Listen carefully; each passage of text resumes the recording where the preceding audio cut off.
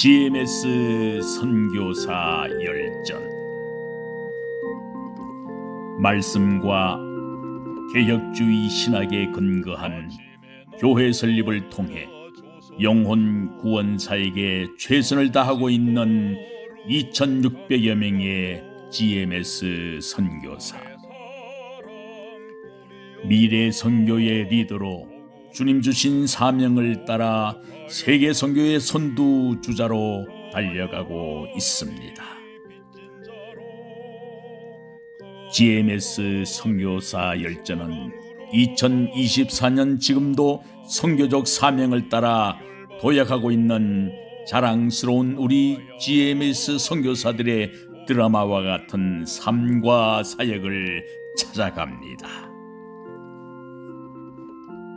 아버지 감사합니다. 이 밤에 하나님께서 열방으로 보내신 선교사님들을 통해서 하나님이 이루신 일들을 간증하게 하시고 또 하나님이 이루어 가실 일들의 비전을 보게 하시니 감사합니다. 아멘. 그리고 특별히 위험과 또한 아픔 가운데에서도 사역하시는 우리 미얀마에서 사역하시는 주찬 선교사님을 모시고 아버지. 하나님이 그와 함께 하신 일들을 듣기를 음, 원합니다. 음, 하나님, 이제부터도 또 지키시고 보호하여 주시어서 미얀마의 영혼들을 하나님 나라로 인도하는 그 주님, 사역에 필요. 아멘. 아멘. 예, 하나님께서 그 가정과 그 섬기는 교회와 사역들을 지키시고 축복하셔서 하나님 곧 전쟁이 멈추고 하나님의 아멘. 나라가 안정되어져서 하나님 음, 저희들이 모두 하나님 앞에 기도 올린 그 응답을 속히 받을 수 있도록 인도하여 주시옵소서. 아멘. 시간도 주께 아멘, 드립니다. 주님 붙잡아 주시고 충만케 하시며 하나님 많은 선생님들이 오셔서 함께 할 수 있도록 인도하여 주시옵소서. 아멘. 감사드리며 예수 그리스도의 이름으로 기도드리옵나이다. 아멘. 아멘. 아멘. 감사합니다. 오늘도 TMS 선교사 열전 전 세계 2,700명 선교사님들 다 찾아가는 그날까지 귀한 사명을 품고 우리 김부지 선교사님께서 귀한 프로그램을 운영하고 계십니다.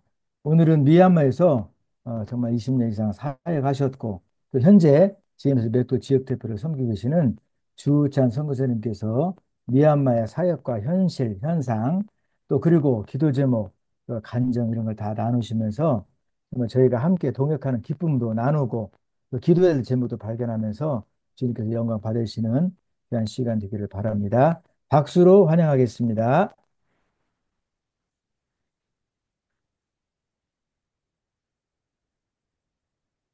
네, 민글라바 반갑습니다. 저는 주찬 선교사입니다. 현재 미얀마에 살고 있는데 지금 사실은 저희는 전기가 좋지 않기 때문에 지금도 정전 중에 발전기가 지금 돌아가고 있는데 또 언제 전기가 나가고 들어오고 이렇게 그럴 수 있으니까 네, 저희는 당황하지 않으면 늘 일상이기 때문에 사실은 제가 어떻게, 여기에 초대되었는지, 그리고 간증자로, 어떤 기준으로 간증자가 되었는지 잘 모르겠어요.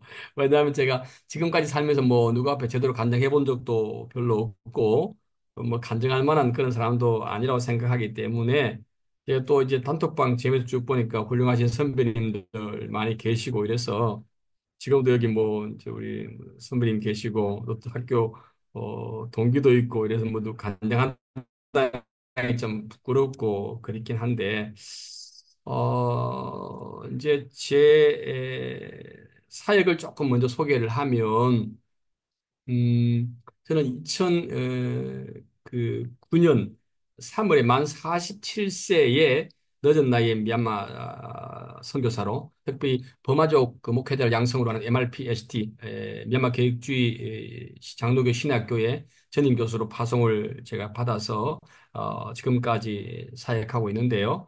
그래서 이제 그 졸업한 그 졸업생을 중심으로 교회 개척 현재까지 7개 하고 또 어린이 사역에 대한 마음을 많이 주셔서 6개 유치원을 세우고 건축하고 제자들과 함께 사역을 감당하고 있습니다.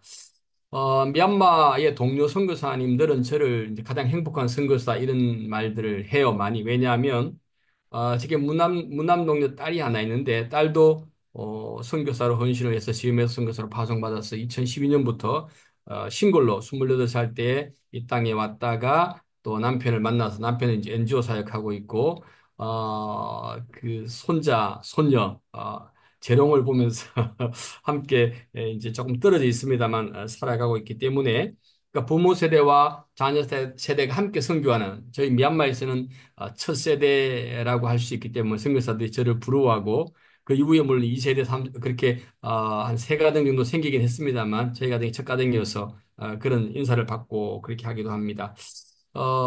이제 저와 아내의 기도 제목이긴 한데요. 언더우드 선교사가 조선과 대한민국을 위해서 3대가 선교했거든요. 그 저와 부모 세대와 우리 딸 부부 사위랑 그다음에 손자 손녀 중에서 미얀마 선교사가 나오면 좋겠다 그런 개인적인 희망을 가지고 뭐 지네들이 헌신을 해야 되겠지만 기도 그렇게 하고 있습니다. 어, 간증을 하라 그래서 사실은 좀 저 자신을 좀 이렇게 반추를 해봤어요. 나의 지난 뭐 히스토리라고 할 건 없지만 이렇게 돌아보니까 저는 어릴 때 철저하게 불신의 가정에서 태어나고 자랐습니다.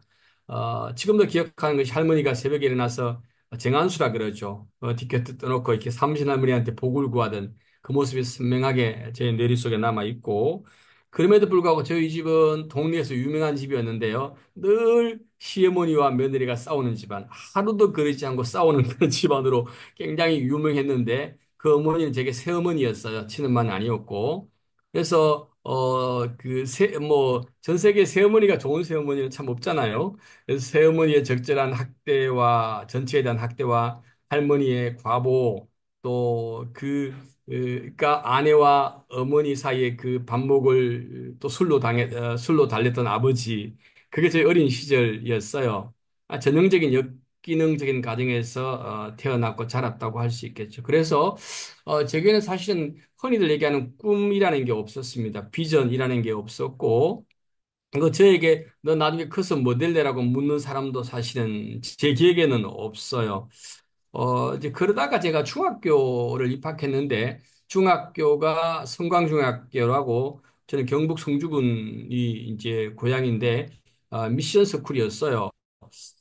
그래서 사실은 뭐 혼자서 뭐 때로는 외톨이였고 이제 뭐 그랬었는데 이제 그 미션 서클에 대해서 회의적인 시각도 많이 있잖아요. 근데 저는 1000명 중에 100명 중에 하나라도 은혜를 받을 수 있다면 굉장히 유익하다고 생각하는 이유가 뭐냐면 복음을 몰랐던 저에게 매주 이제 수요일 이제 1시간씩 체프를 드리는데 그 시간을 나중에 기다리고 사모하고 막 어릴 때에 그렇게 그런 감정이었거든요. 그래서 미션 스쿨을 통해서 복음에 대해서 굉장히 열려진 그때 뭐 예수 믿고 거듭나고 이런 건 아니라고 보는데 뭐 그러면서도 제가 뭐 교회를 어떻게 가야 될지도 몰랐고 교회 가자고 전도하는 사람도 없었기 때문에 중학교는 그렇게 시골수 보내고 이제 그때는 이제 시험 연합고사라는 게 있었잖아요. 시험을 치러서 대구에 있는 이제 학교로 진학을 했는데 이제 월세를 얻었죠. 사골세라 그러는데 할머니와 함께 이제 저와 할머니와 자취를 하는데 그 집 누나가 이제 교회를 다니는 누나 있는데 너 나랑 같이 교회 가자.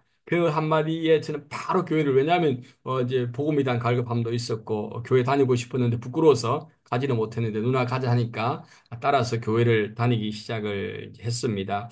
그렇지만 사실은 뭐 교회에서 뭐 거듭남을 체험했다든지 성령을 받았다든지 그런 그 기억은 갖고 있지를 않고 그냥 명목상의 그리스도인의 모습으로 살았고 뭐 말하기 조금 뭐합니다만 제가 아내를 고2 때 만났습니다. 고2 때 만났는데 아내가 정말 믿음의 가정에서 살았고 기도의 사람이었고 그런 말씀의 사람이었어요.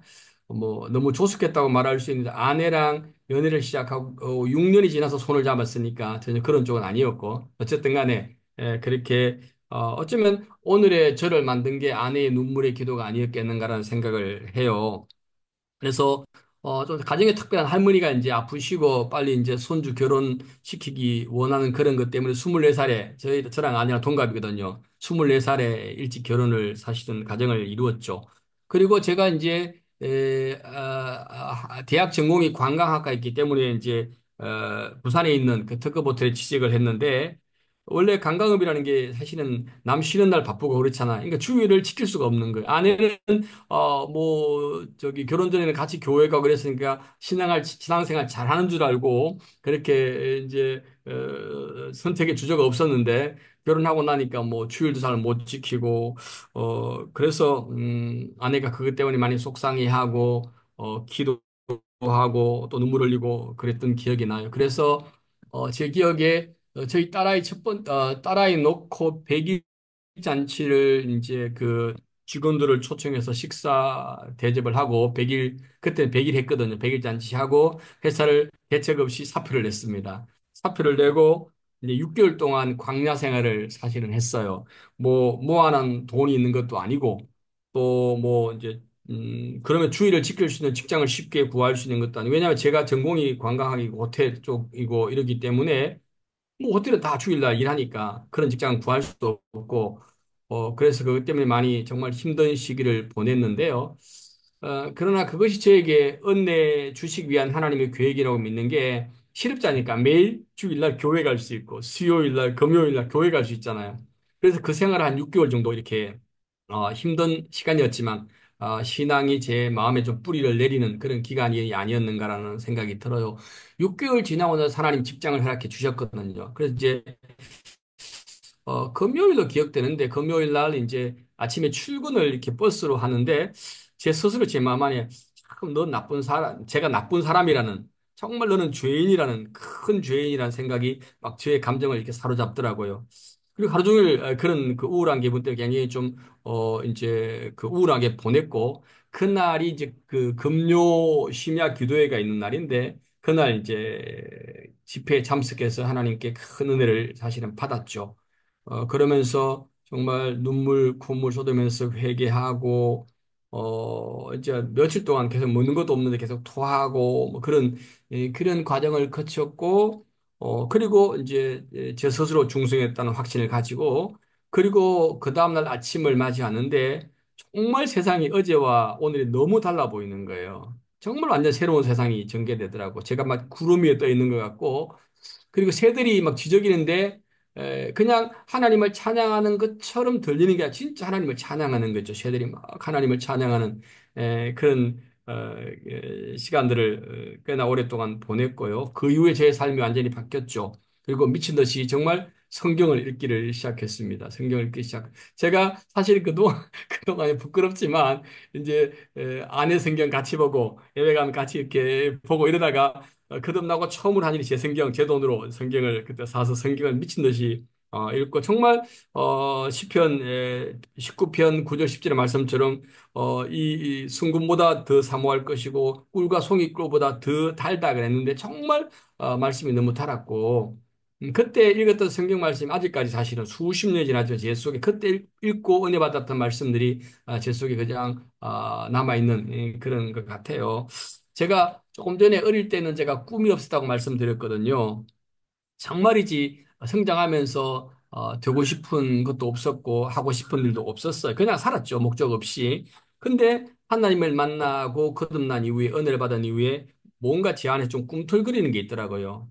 그게 뭐냐면 오직 세상 일이 재미가 없는 거 있죠. 그래서 하나님 일을 하고 싶고 주를 위해 살고 싶은 그런 마음들이 굉장히 저를 한동안 오랫동안 사로잡아서 그것 때문에 계속 기도하면서 열심히 교회 생활하고 전도하고 예배드리고 봉사하고 뭐 교사하고 다 했지만 그리고 뭐 출근할 때 전도지로 먼저 제가 그때 백화점 다녔기 때문에 시간이 여유가 있어서 아침에 전도지 나눠주고 출근하고 쉬는 날에는 아내와 함께 어린아이 데리고 이제 어린이 그 대공원이 있어요 부산에 가서 전도지 다 나누고 전도하고 또 우리끼리 시간 보내고 그런 시간들을 보냈음에도 불구하고 여전히 채워지지 않는 그런 게 있더라고요. 그래서 기도하는 가운데 내가 주님의 종이 되고 싶다. 주님의 종이 되게 해주세요. 그렇게 서원 기도를 하나님 앞에 드렸고, 이제, 그리고 기도하는 가운데 하나님 저를 종으로 부르셨다는 그런 확신도 가지게 되었죠.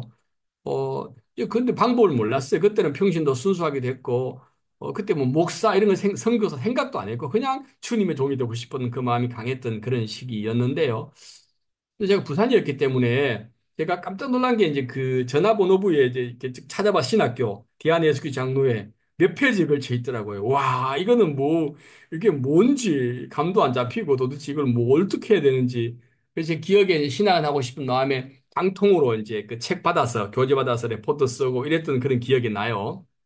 그러고 기도하는 가운데 제가 부산 태화백화점에 혹시 아시는지 모르겠어요. 태화백화점에 근무를 했는데, 이제 영업점이잖아요. 근데 제가 서울 사무소로 전근 발령이 났어요. 원래, 영업부에서 관리부로 발령 나는 경우는 거의 없거든요. 서울에 대표부가 있고 회장님이 계시는데, 서령산업 회장님이 계시는데, 서울 사무소로 발령이 난 거예요. 그래서 이제 하나님이 인도하심이라고 확신했죠. 그래서 이제 신학을 하기 위한.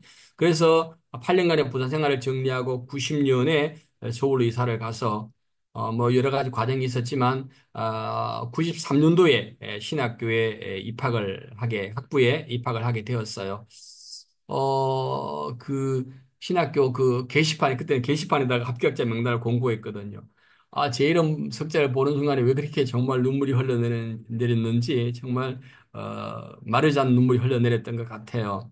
그래서 그러다가 이제 은혜 가운데서 경기도 성남에서 정착을 하고 신앙생활을 하고 있었는데 1학기를 마칠 즈음에 그때 교회가 한 100명 정도 출석하는 교회에 있는데 목사님께서 제게 주일학교를 맡아주지 않겠나는 제안을 해 오셨어요. 그래서 수락을 했죠. 수락을 하고 주일학교 전도사를 해야 되는데 뭘 어떻게 해야 될지 아이들 설교를 어떻게 해야 될지 모르겠고 또 전도를 어떻게 해야 될지 모르고 그때 마침 이제 어린이 전도협회 성남주의 주최로 3일 클럽 4박 5일간 어린이 전도 프로그램이 있었거든요.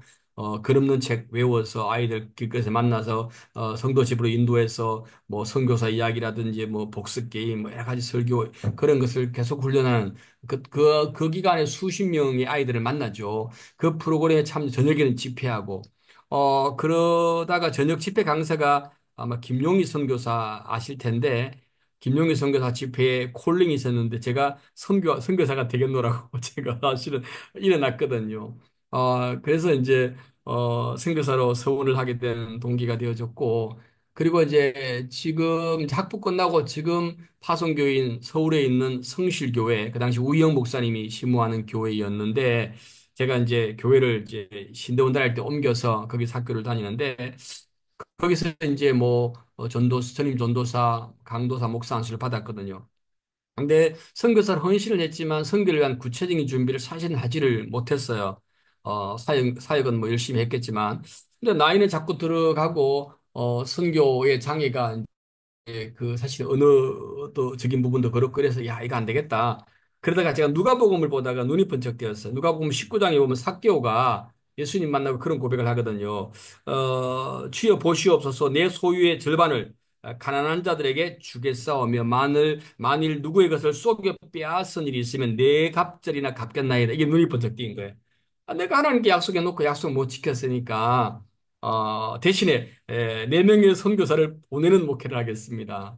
선교 목회하겠습니다. 그러고 이제 하나님 앞에 기도하고 그걸로 위로를 삼고 근데 이제 한국교회 현실이니까 보니까 그냥 제 학력으로는 도저히 뭐 담임 목사 어플라이가 안 되겠더라고요. 그래서 비교적 좀 쉽다는 표현이 이상하지만 총신대 선교대학원을 DHM 과정을 진학을 했어요.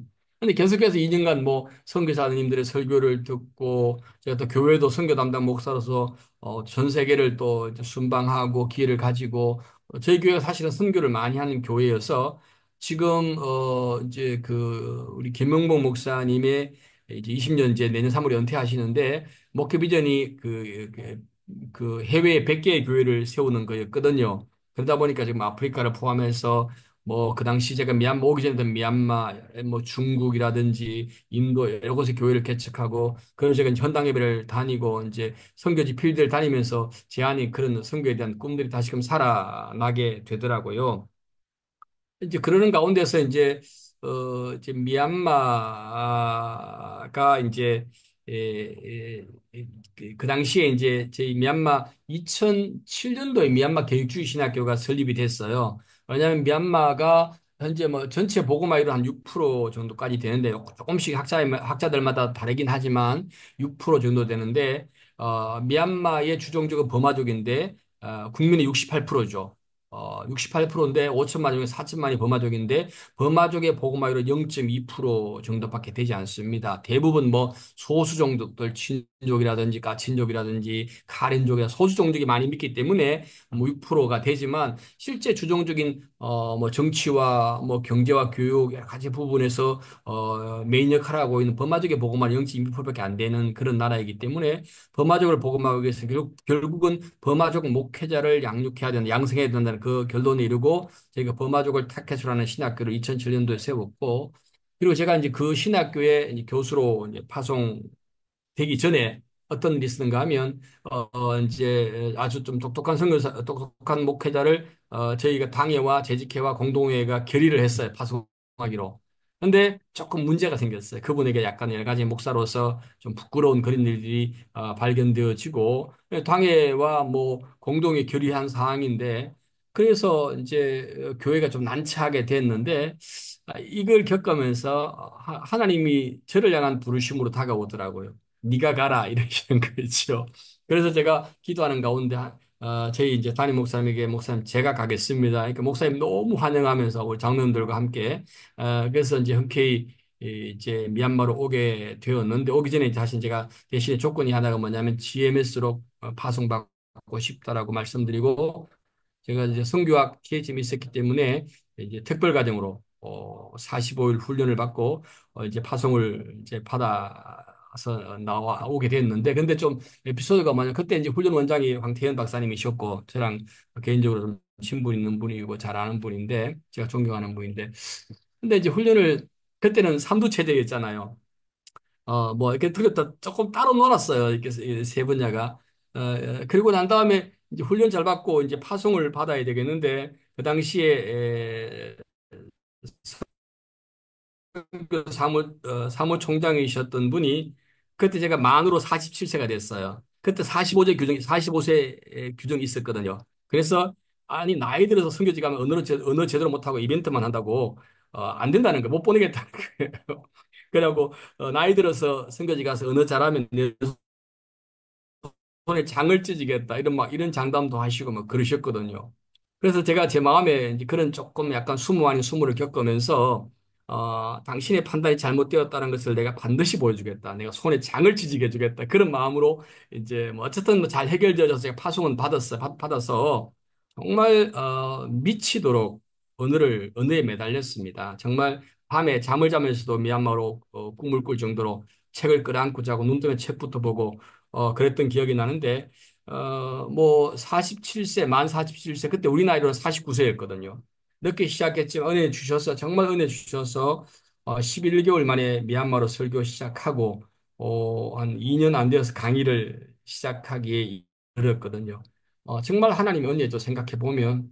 근데 요즘 아쉬운 게 우리 후배들이 그렇게 은혜에 미치질 않더라고요. 좀 안타까운데, 뭐, 우리 미얀마 선교사 한 130가정, 140가정 중에 그래도 GMS가 언어를 좀 하는 편이긴 한데 언어에 목숨을 걸지는 않더라고요. 왜냐하면 언어의 깊이가 사이의 깊이를 결정할 텐데 그런 얘기들 많이 하는데 언어에 그렇게 열정을 다하지 못하는 모습은 좀 안타깝게 저희는 그랬어요. 왜냐하면 제가 교수선교사로 왔는데 저희 신학교는 현지어로만 가르치거든요. 통역하지 않거든요. 근데 제가 언어가 안 되면 돌아가야 되죠. 더 절박한 심정으로 언어를 했던 그런 기억이 나고 그 뒤에 이제 나이 들어서 선교지 가면 이제 뭐 프로젝트만 하고 어느 못한다는 그분을 그 뒤에 수년 뒤에 만나서 웃으면서 그 얘기를 사실은 할 수 있었어요. 손에 장을 쥐는데 그랬는데 누군지 여러분이 대강 뭐 이해는 아마 감은 잡히실 텐데 그렇게 해서 은혜 가운데 사역을 시작해서 오늘에 이르고 있고 저희 신학교가 2007년에 시작을 했으니까 지금은 졸업생들이 이제 많이 나왔죠. 그래서 교단이 조직되어져서 MRPCC라고 하는 밀마 교육주의 장로회가 조직되어져서 함께 후배들 제자들과 함께 사역을 감당을 하고 있고 미얀마에서 저희가 이제 27 유닛, 선교사 중에서 27 유닛이 함께 팀 사역을 하고 있습니다. 교회 개척과 뭐 유치원, 그다음에 신학교 강의, 그렇게 해서 팀 사역을 아름답게 잘 하고 있고, 그리고 이제 졸업생들이 교회를 개척해서 현재 한 50개가 넘는 교회와 22개 유치원, 뭐 고아원 이렇게 해서 지금 사역을 미얀마 보고마을 사람답게 어렵긴 하지만 잘 감당을 하고 있습니다. 아시는 분은 아시겠지만 미얀마 상황이 지금 굉장히 어렵고 사실 힘이 듭니다.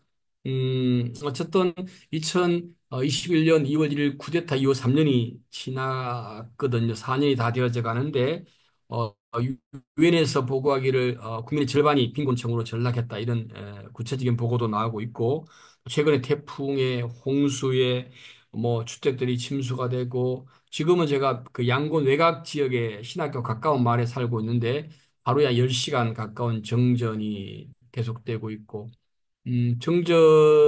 또 전기가 있는 시간에도 전압이 약하다 보니까 전기가 왔다 갔다 뭐 그렇게 저희 마을이 좀 특수한 제가 살고 있는 마을이 좀 특수한 마을인데요.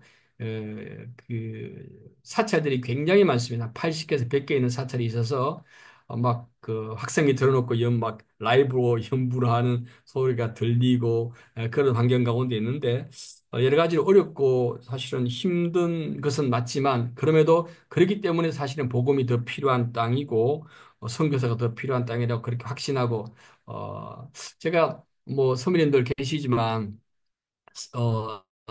선교제 살아보니까요. 이제는 제가 뭐 사역이 힘든 건 아니에요. 제자들이 사역을 하고 제자들 잘할 수 있도록 뒤에서 밀어주고 그렇게 하니까 힘든 게 선교 사역보다 힘든 게 뭐냐면 사는 게 힘들더라고요. 진짜 사는 게 훨씬 더 힘들고 저의 신앙과 믿음을 유지시키고 그렇게 하는 게 훨씬 더 정말 그게 어렵다 이런 걸 느끼면서 그럼에도 불구하고 하나님께서 허락해 주셨기 때문에 여전히 이 땅을 사랑하고 그렇게 이 땅에서 건강하게 저희 안에 늘 기도 제목이 첫 번째 행복한 선교사거든요. 이미 행복한데 그럼에도 불구하고 여러 가지 또 상대적 열악하고 이러다 보니까 많이 사실 MK들도 많이 힘들고 특별히 최근에 미얀마가 우리 선교사 중에서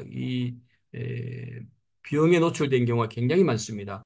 대장암이라든지 갑상선암은 기본이고 굉장히 암 환자가 많이 발생하고 어, 그런 환경이어서 그래서 사실은 어떨 때는 막 힘들고 화가 나기도 하는데 그때마다 지금 미얀마 1813년에 왔던 아도니람 저들을 생각하면 그때는 전기도 없었는데 정전될 전기도 없었고 또 힘들었을 텐데 생각하고 견디려고 노력하고 있고 그렇습니다. 너무 길지 않게 간략하게 간증이면 간증이고 사역을 간략하게 말씀을 제가 여기까지 드리면 좋겠습니다.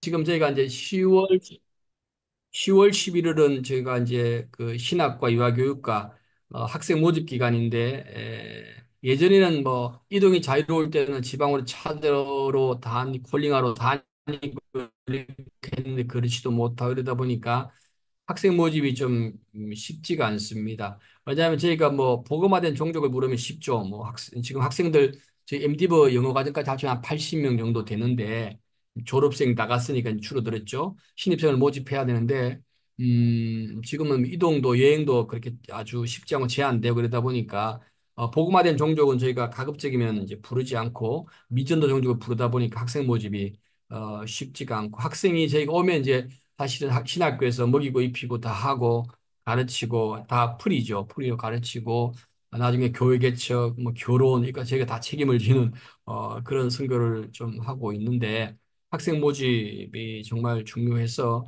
학생 모집이 많이 되면 좋겠고 어려운 시기를 살고 있다 보니까 정말 현지인 그 교회들이 많이 약합니다, 사실은.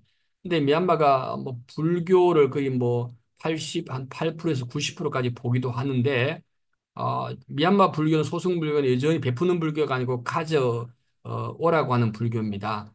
그러다 보니까 없는 가운데서 이 백성들이 정말 정권에 눌리고 또 영적인 눌림을 통해서 계속해서 그 없는 가운데서 밥 못 먹는 백성이 많은데 여전히 또 갖다 바치는 거죠. 그거 좀 화가 나기도 하고 그런데 이 땅의 교회가 더욱더 깨어서 기도하고 사실은 민주주의를 회복하는 것보다 민주화를 회복하는 것보다 더 중요한 게 이 어려운 시기에 허감의 시기에 이들이 복음을 받는 게 훨씬 더 먼저 선행돼야 될 게 아닌가라고 생각을 하고 교회가 깨어서 기도하고 복음 전하는 그런 미얀마 교회가 되어져서 미얀마가 정말 복음으로 회복되고 재건되고 또 민주화도 이뤄낼 수 있도록 그래 기도해 주시면 좋겠다 생각합니다. 네.